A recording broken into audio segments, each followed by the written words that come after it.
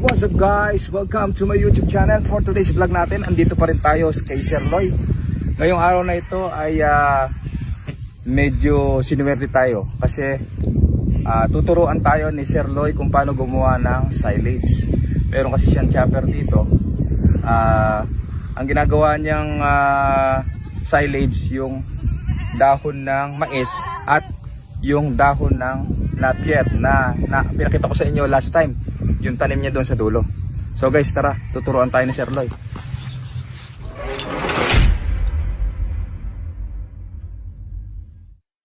So guys, bago tayo turuan ni Sir Loy na gumawa ng silage, ito, break time muna. Ginutom kami, galing kami doon sa kanyang farm, inilibo tayo kanina. At magpapahinga lang daw muna si Sir Loy. At mamaya pagkapahinga, saka tayo gagawa ng silage.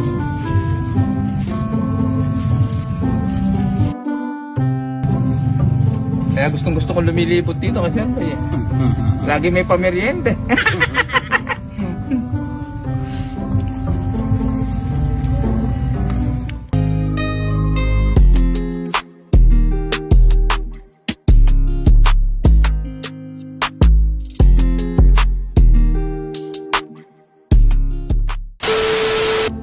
So guys, ito na yung mga natapos ni Sir Loy na silage. Pakita mo. Isang buwan na yan. Ay, mag-iisang buwan na po ito. Sir Loy, gaano ba katagal ang itinatagal ng isang ano? Sabi nila, kahit 2 taon pwede basta walang singaw yan. Hindi masisira. Ay, kagaya niya, napasingaw na. Bibigay ko naman bukas yan. Bibigay mo ito bukas. So guys, tingnan nyo, ito siksik na siksik. Kailangan nakapress talaga. Nakapress, ano pong mga klase ng dahon ito? Mais yan, mais. Purong mais lang po? Walang napier? Wala. Purong dahon ng mais lang ito. Kabango. Akala mo buro. Binuro talaga. Tapos kailangan silyadong silyado. Ano po? Silyado, wala singaw. Yung iba nakikita namin, itinetape pa sa gilid. Sa gilid. Yung, kayo hindi na? Hindi na. Ano lang, meron pa naman ano doon. Isasarado nyo nito. Ay, ito yung pinaka ano niya. Takip. Kaya silyado siya. Kaya pala kahit abutin ng 2 taon. So, sa pagkakaalam ko, 6 hanggang kulang 1 taon. So, ito pala, as long as wala siyang singaw, inaabot ng 2 taon. So, ganun kaganda yung naggagawa kayo ng silage. Ilan po ba yung ganito niya, Sir Loy? 30 drum na mayroong laman. Ano po? So guys, yan ang importansya ng mayroong kang drum at gumagawa ka ng silage. Kasi pagka dumating yung tag-ulan, kuminsan 7 araw na umuulan, hindi makalabas isang linggo umuulan, minsan kalahating buwan na umuulan, hindi makalabas yung kambing. So magugutom yung mga alaga natin. Ito, kaya tayo nagsa-silage, ito naman yung ating ibibigay sa kanila. Ilang araw po inuubos ito? 2 araw ngayon dahil marami-rami na sila eh. Isang drum. Umuulan lang naman eh. Ito po ba yung pinakamalaking drum? Malaki na yan. Saan po ba kayo nakakabili nito? Meron nagtatanong na subscriber natin saan ba nabibili itong drum? Pinabili ko lang. Saan nabili? Saan nabili ko? Magkano po ang isa? 180 isa nito. Ay, medyo ano rin pala. Mataas din pala, no? Pero matagal naman na po ang abutin. Matagal yan. Meron na po ba ilang taon ito? 3 na sa akin yan. 3 taon pero hindi pa rin. Parang bago pa rin, no? So 1.8, ano naman, worth it naman itong drum na gagamitin nyo. Halagang 1.8. Ilang taon na natin gagamitin? Baka hindi lang 10 taon na ito, no? Hindi lang 10 taon gagamitin nyo. So sulit na rin talaga. 12 years kaya. Halos sabay-sabay nyo po itong ginawa? Sabay-sabay yan. Nasaan po ba, Sir Loy, yung inyong chopper? Pwede mo ba kami sampulan ng pag ano? So guys, ito yung ating yung chopper ni Sir Loy. Tuturuan tayo kung paano ang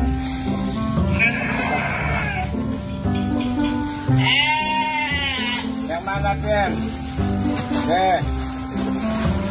Ano yan? Ano na Pierre? Ito po ba?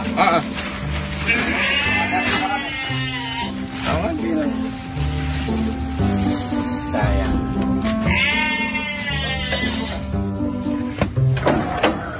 Sige, dyan mo na, lagyan mo lang sa karat. At dito po sa puta. Sa baba naman. Magkano Sir Loy ang bili mo rito? 27.5 po na. 7.5. 27. Ay, 27.5. 27.5. Gano'n po ang sa inyo? 2 taon na.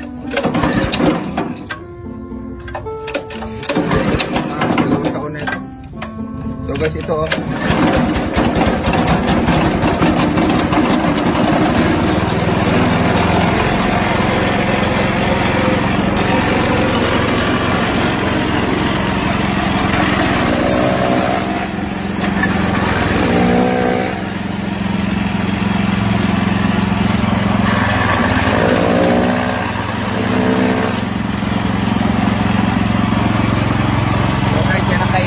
Merong chopper kasi pagka wala kayong chopper, mano-mano, medyo matagal ang proseso. Pagka ganyan ng chopper kayo, basta may gasolina lang, ayan, sasalang nyo na lang, paglabas, ganyan na. Yan yung ibuburo natin na ginagawa niyang silage.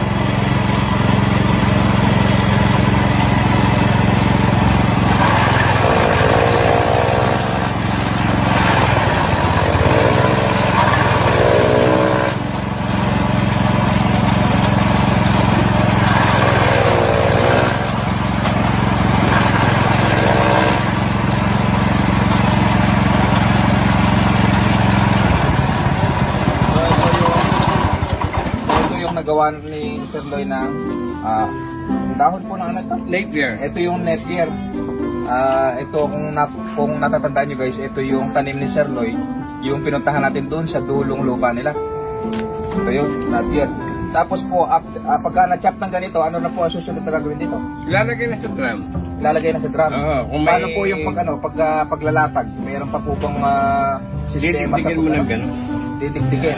Dinidikdik nyo ng kahit kahoy. Ay, ganito. Ito. So guys, pagka na-chop nyo ng ganito, kahit hindi na po hugasan. Ay, hindi na.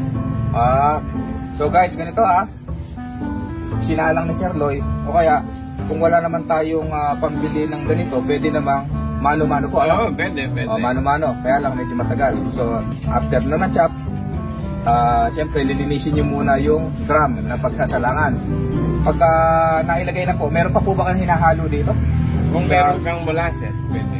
Molasses or yung pulot. So guys, yun pa lang hinahalo. Sa isang drum pong ganito, Sir Loy, gaano po karaming pulot ang nilalagay nyo, ang hinahalo? Kahit 2 tabo lang. So 2 tabo pala guys. Ano yung hahalo-halo po? Hindi, alam mo, maglagay ka ng kalahati, lagyan mo ng 1 tabo, naka-asis sa atin. So guys, ganun pa lang ginagawa ni Sir Loy.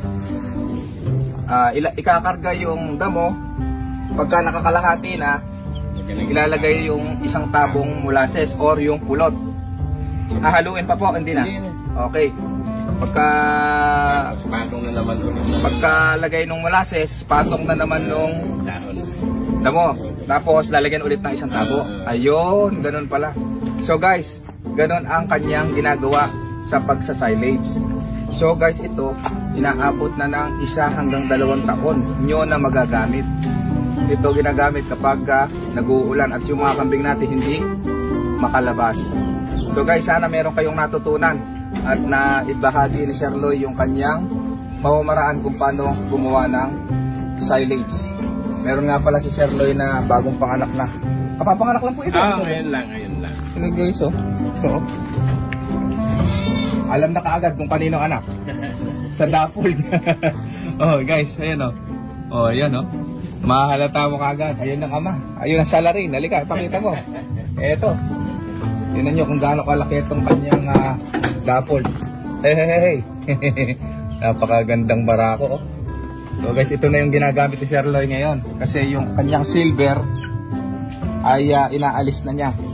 Ibinibigay sa atin ng 45,000 pesos lang. Halos ganun lang din kasi ang kanyang pagkakabili. So guys, gusto niya lang palitan kasi nga para makaiwas sa inbreeding na tinatawag. Kasi once na nagkaroon ng inbreeding na naaasawa niya na yung mga anak-anak niya, so nababansot yung ating mga alaga. Ito yung binebenta ni Sir Loy na silver. Bukan mo. Sasamahan ko kayo kapag kukuhanin na natin yan. Ayan, napakalaki guys. Napakagandang barako. Sir Loy, ilang taon na yan? 2 taon. So, tamang-tama. So guys, ito ang pinakamagandang edad ng kambing. Para pag-breed. Hindi masyadong matanda, hindi masyadong bata. So ito, ano na lang, isasalang nyo na lang. Tama yung edad. Tama-tama yung edad. Napakalaki. Nasa ilang kilo po ito? 70? Oo, 70 pataas. Kulang 100 yan. Huwag nakita nyo sa personal. Ito, pinatayo natin ito nakaraan malaki pa sa akin. So ito na ibang ano na to, no? Ibang lahi na. Ano po yung gamit yung inahin dito? Native lang po ba ito? Native lang. Native. So ito, yung mga anak nito, F1 na. F1 Anglo-Nubian. Native yung inahin, pure Anglo-Nubian yung tatay. So ang anak niyan, F1. So sa susunod na vlog natin, ituturo ko naman sa inyo kung paano malaman kung F1 ba ito, F2 ba ito, paano bang naging F4 ito. Yan, ituturo ko sa inyo. So guys, hanggang dito na lang. Salamat kay Sir Loy sa pagbabahagi ng kanyang kaalaman kung paano yung proseso ng paggawa ng silage. Magagamit nyo ngayon, tama-tama, tag-ulan na po, ano?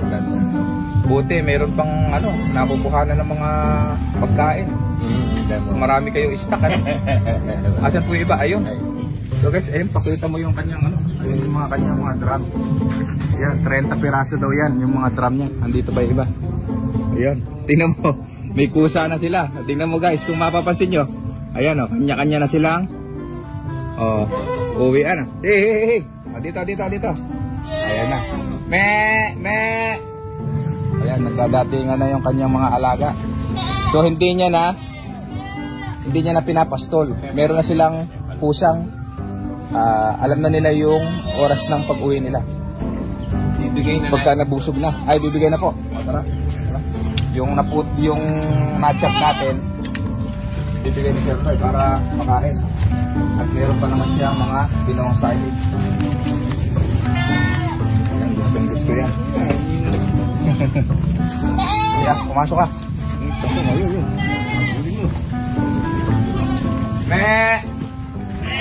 Tignan nyo kung gaano karami yan.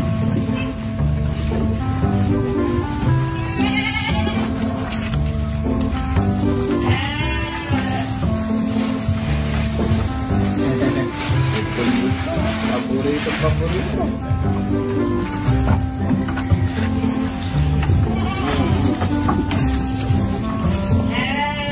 Paano po yung mga may sungay? Buti nakakalabas naman. Nakakalabas naman. Ayan po yung kanyang mga kambing. Kahit yung mga nakachop, yung sinap natin kanina, yan yung binigay. Sariwa. Kahit sariwa, gusto nila. Kahit yung silage, mas gusto nila kasi merong molasses or yung pulot.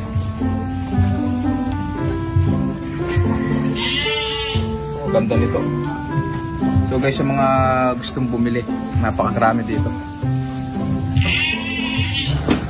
Ito nga pala yung